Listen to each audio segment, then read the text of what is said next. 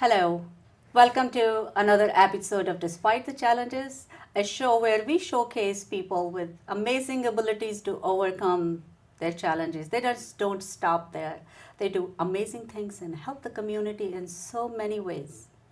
I am host Ritu Chopra. Today my guest is a young man at a very young age in his high school class. One day he came across a situation that most of us would not imagine that things can happen to you in a matter of minutes.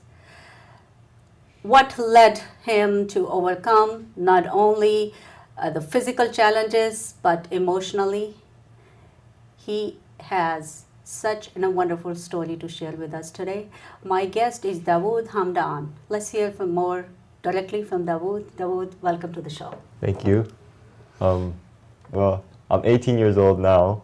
I was injured June 4th, 2010. And Almost 5 years ago. Pretty much 5 years ago, yeah. Okay. This is like the 5th anniversary this month, so 5th year anniversary. What happened? So I was in my last period of the day. I was excited to go home, thinking about all the activities I was ready to do. It was a Friday, actually, so I was like looking forward to the weekend, and all of a sudden I just got this sharp pain in my upper back throughout my shoulders, and had a lot of like numbing pain throughout my arms, and I was like there for a while, like sitting over my desk like this, and I looked over to my friend. I was like saying, "Man, my arms hurt really, really bad." So then like after a few minutes later, I was just like, I can't take this anymore. I have to go to the nurse. So I told my teacher, I was like, I have to go to the nurse because my arms hurt really bad. So he said, you can go. And I got up. I went to the door to get to the classroom. My arms were stuck like this. And when I got to the door, I tried to open the doorknob. I tried to turn it to open the door. And I couldn't really move my arms anymore. So your arms were locked? Yeah, my arms were locked in this position. Okay. So I bent over to like this to undo it with my elbows.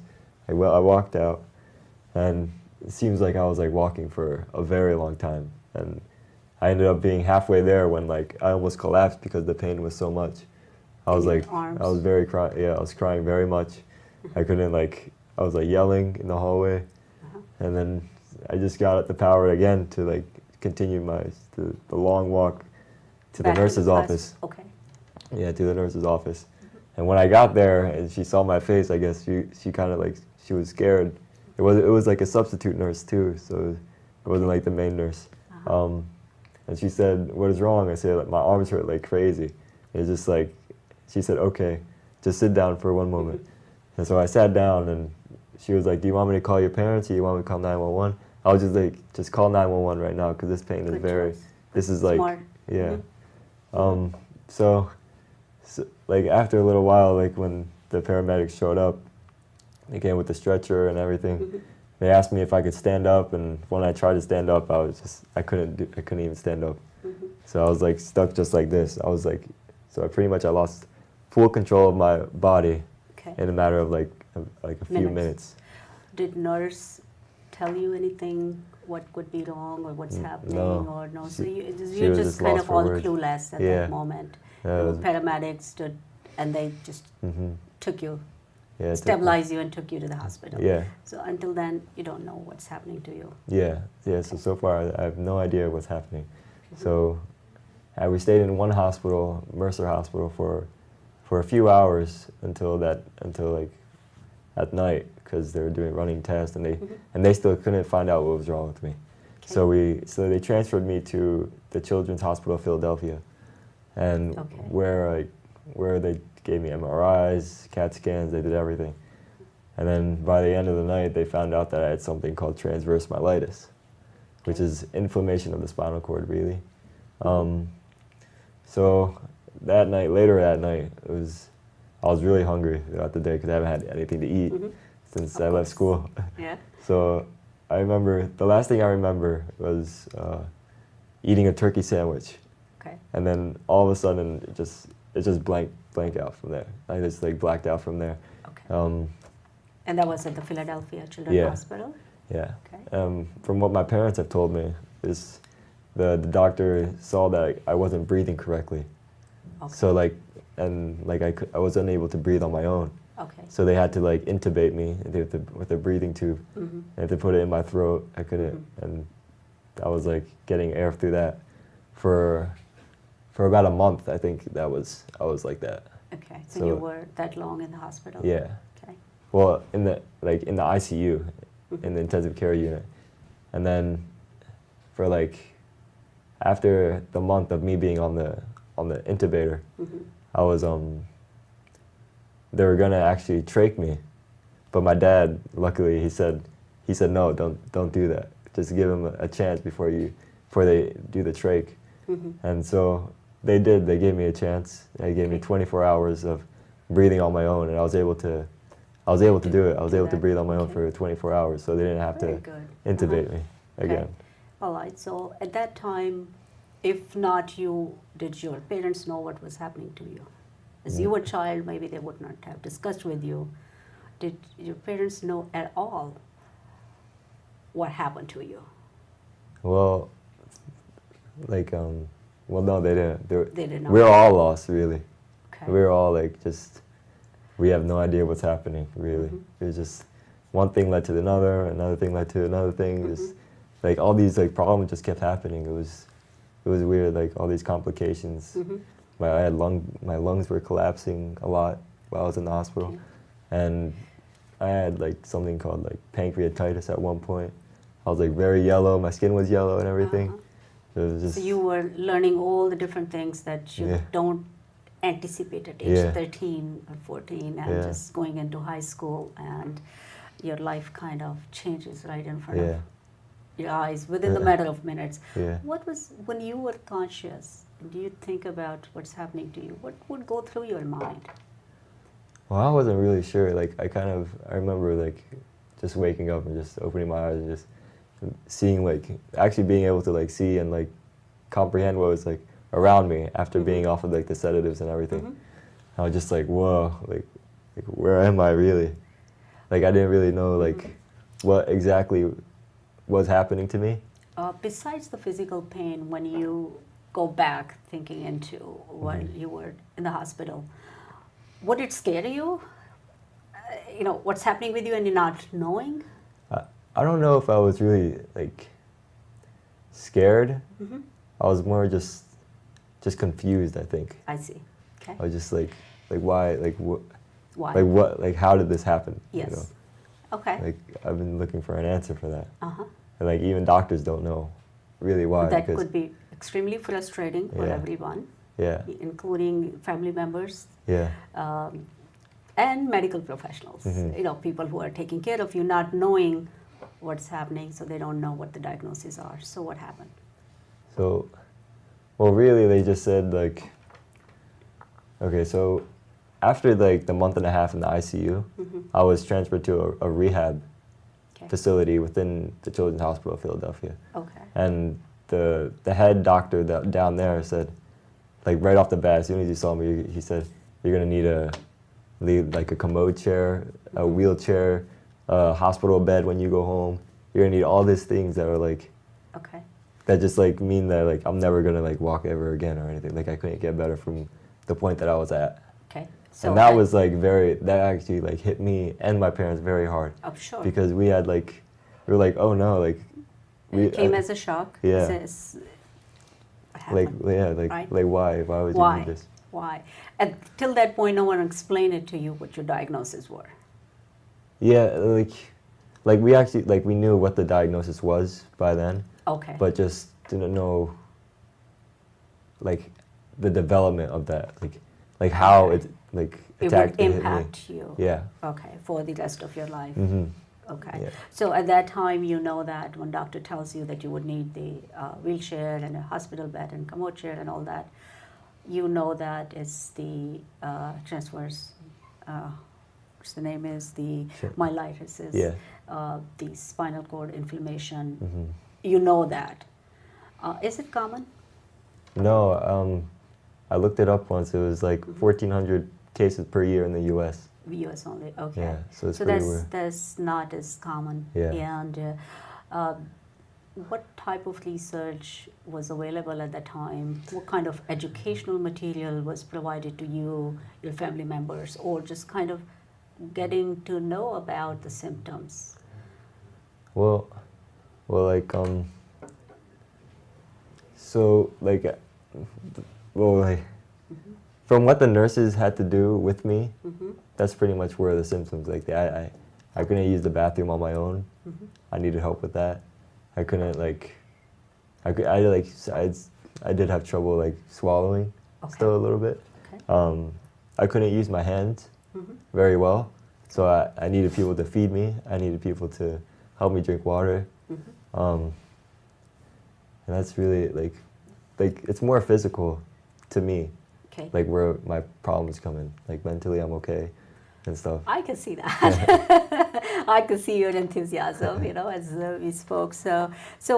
And that's for a young man. I'm looking at you're 13, just ready to go enter high school, and just things change.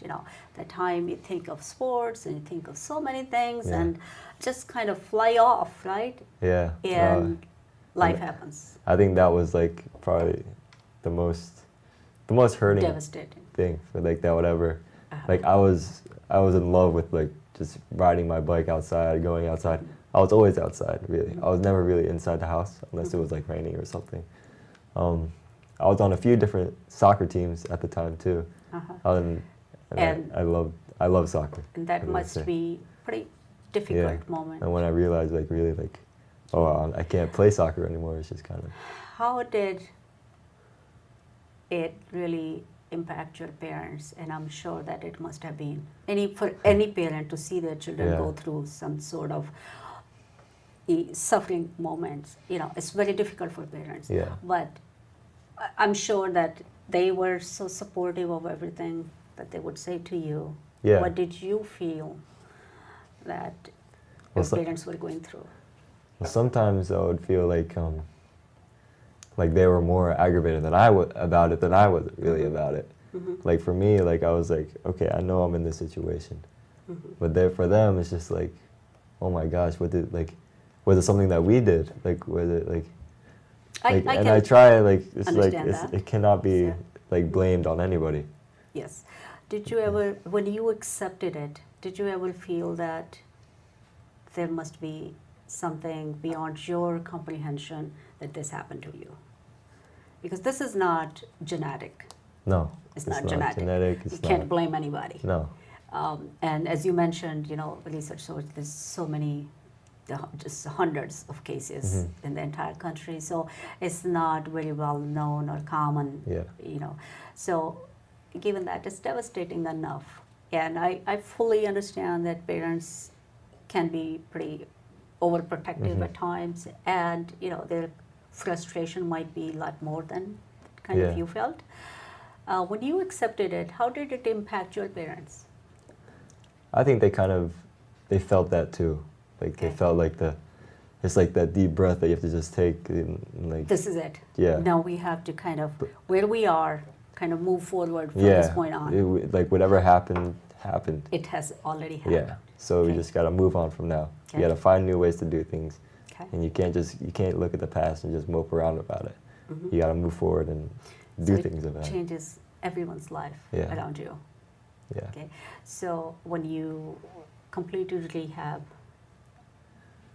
what happened? Physically, physical symptoms, what were you able to do on your own, and how did you overcome all that? So the main thing for me was just not being able to move as I was able to do before, Of course. So by the end of like all my rehabilitation, which was about from 2010 to 2000, since last year, so that's 4 years of physical therapy that I've had. I mean, I was able to walk with a walker for like a good amount of a time, like a good amount of steps and a good like length at like a decent speed, which is like I felt like I was like really happy about that from where I got to, and like from and I always think about like that doctor that I had down in the hospital saying like, oh, you're gonna need this, you're gonna need this, you're gonna need that. And you want I'm to just kind like, of defy that. Yeah, it's like, no, I don't need all of these things. So there was a whole lot of the insights, the courage that Yeah. you had developed, and Yeah. you just kind of give it your best, give it a try. Yeah. And so what about the schooling? The schooling, so the school was very like accommodating for me. Since I wasn't able to like really write at all. They assigned me like an aide, like a helper, that helped me in school, who like wrote my exams and Okay. wrote notes for me Okay. and did everything I needed to do. So that was pretty much high school. You finished high school? Yes, I finished. Congratulations. Thank you very much. This was this year, current year, you finished high school? Last year. Last year I oh, finished. wow. Yeah. Yeah. So last year I finished high school, and I went, and I just finished my first year of college too. Wow. Yeah. Congratulations. And I think that going to college was probably the major turning point in my life after the incident. I imagine. 'Cause- I want to talk more about that. Just tell me first, before we go into the whole story, what are you majoring in? Have you? Biology. Why? Why do you choose biology? Well, because there's a lot of different fields in within biology. It's a very like vast like major really that has like limitless really endpoints to it. There's like many different fields that you can go Was into. there some kind of intuition that you wanted to go to research something? Yeah. That's what I really wanted to do. I wanted to be like, I wanted to work in like a medical research like facility. Okay. And maybe like, because actually one of my doctors told me that patients often become the best doctors I agree to that. because Yes. they've been through everything. They've been through They know, Yes. they like, and they have that kind of like motivation Absolutely. to it. Like that's extra than just a regular doctor wanted to do. That gave you motivation. It Yeah. inspired you. Yes, It did. very much. Yeah. So I And always think about that when my doctors tell me that. so you already finished first year of college. Yeah. And how's the life at college has helped you to pursue what you want to do, or what kind of obstacle you find? So my first semester of college I had a little bit of trouble because I've gone from being with my parents throughout high school. I was always had someone around me, like able to take care of me. But when I went to college, I only had a helper in the morning and a helper at night. So I was spending the entire day on my own. So that was like So you're growing. You're a grown-up man then. yeah, like On your own. that independence really just like Yeah. Well, let me tell you that with the Surprised me. first semester of college is tough for anybody. So Yeah. you're no exception there. Yeah. That's Yeah. tough. It's so much adjusting to life, from school to yeah. The courage and inspiration that you had to kind of pursue and not have your challenges come in your way in Yeah. any way. I'm sure this must have been such a relief and inspiration for your parents, your family as well. Yeah. They Was? always say to me, it's like, wow, we're really proud of you that you're able to live like almost on your own completely. And I think it actually helped them let go a little bit from Okay. me. Like in the beginning, it was kind of hard for them to accept And, that I'm leaving.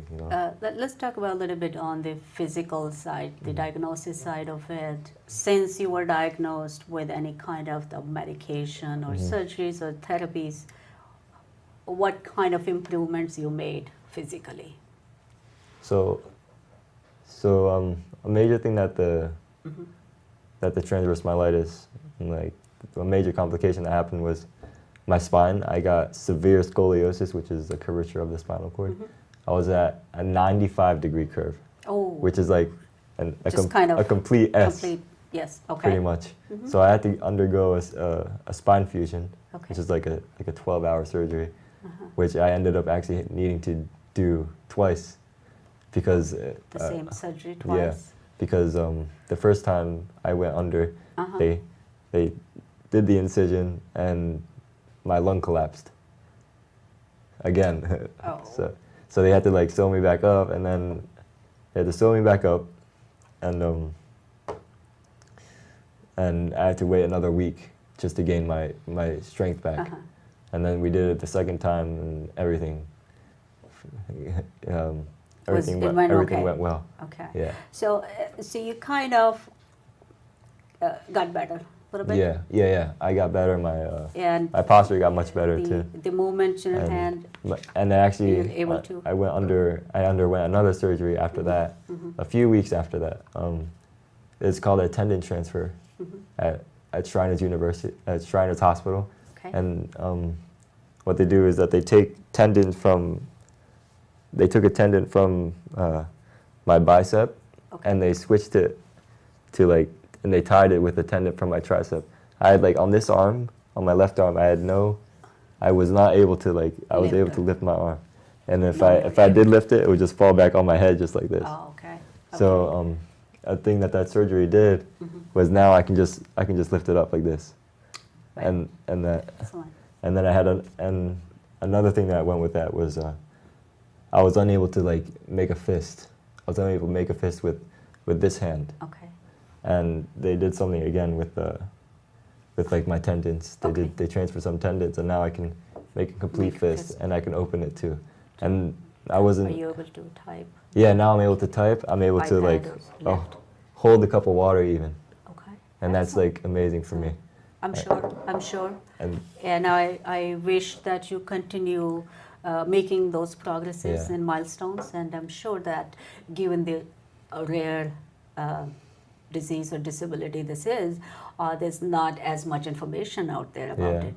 Are there any special causes that kind of close to your heart and you want to talk about, and just say kind of for our audience purposes, you want to tell them, what people don't know about it, or something that you want them to support your cause?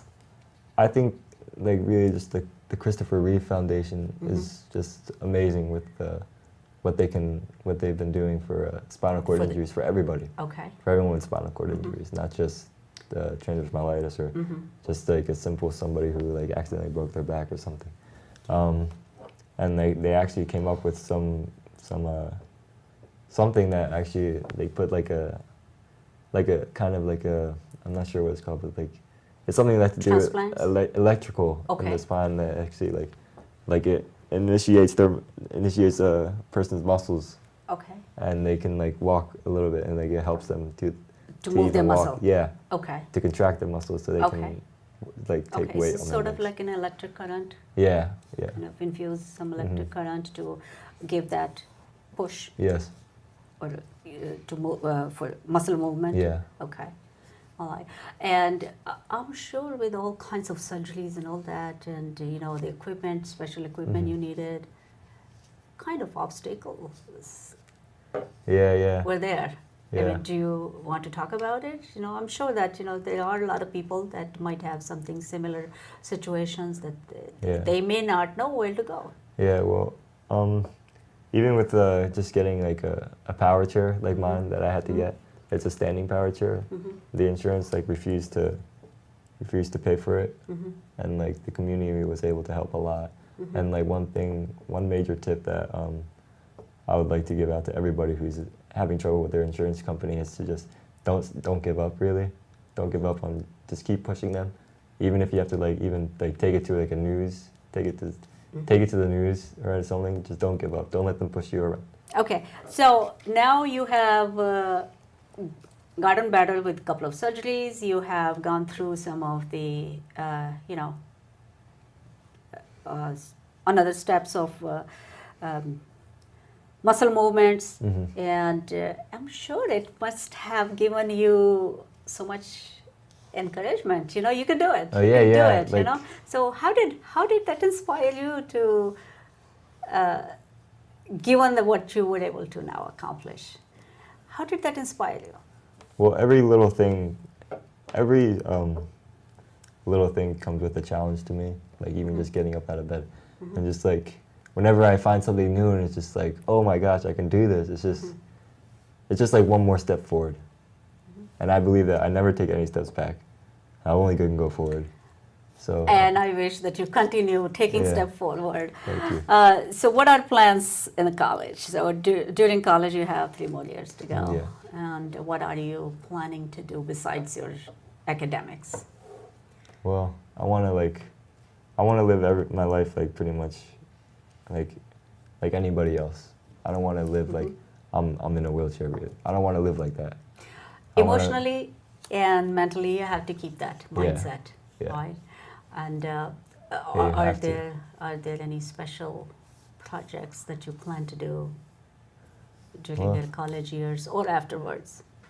Well, I'm not really sure about a special project, but it's one of my goals that I want to do is I want to skydive.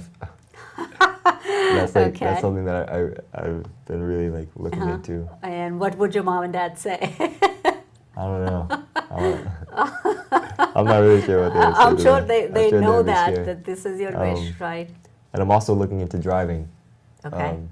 This summer, I'm going to try and get my own wheels. Okay.